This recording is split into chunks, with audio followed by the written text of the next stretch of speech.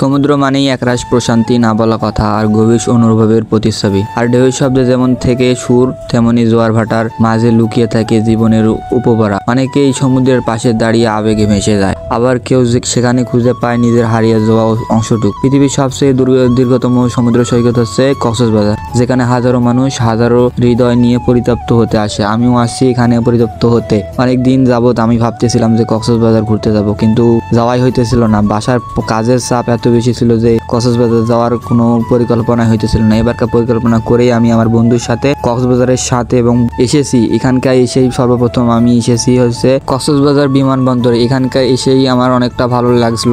এখানে ভালো লাগার সব থেকে কারণটা হইতেছে যে এখানকার আবহাওয়াটা অসাধারণ ভাই, বলে বোঝানোর মতন নয়। এই পরিবেশটা আপনারাও চাইলে উপভোগ করতে পারেন খুব অল্প টাকায়। জীবনের প্রথম অভিজ্ঞতা হচ্ছে কক্সবাজার ট্যুর। জীবনে কখনো কোথাও একা ট্যুর দেই নেই, এই প্রথম আমার এটা ট্যুর হইতেছে। তো এখানে এসেই আমরা রিক্সায় উঠে দেখি আকাশের পরিস্থিতি অনেকটা ঘোলাটে, কারণ এখানে দীর্ঘ সময় বৃষ্টি আসে এবং আবার বৃষ্টি শেষ হয়ে যায়। এখানকার সমুদ্র পানিগুলো একবারে মন কেড়ে নেওয়ার মতন একবার করে আসে ঢেউটা, তখন মনটা একবারে ছুঁয়ে যায়।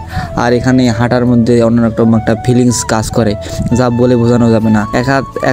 একা চলাফেরার থেকে বন্ধু বান্ধব সঙ্গে নিয়ে ঘোরা অনেক ভালো।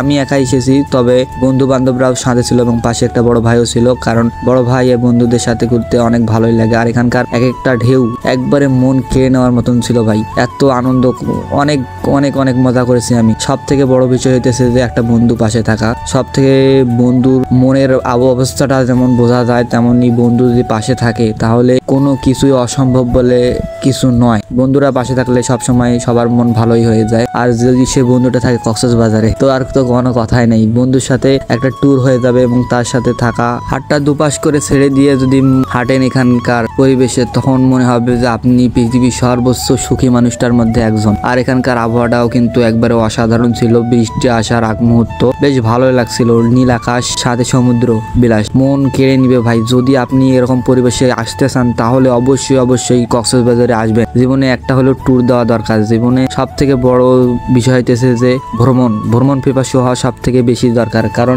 এই দুনিয়াটা যদি নাই ঘোরেন তাহলে আল্লাহর প্রকৃতি, আল্লাহর সৌন্দর্যপূর্ণ পৃথিবী কিভাবে উপভোগ করবেন? আপনারা উপভোগ করার জন্য সব থেকে বেস্ট জায়গা হইতেছে কক্সবাজার। আপনারা দেখবেন মন কেড়ে নেবে ভাই।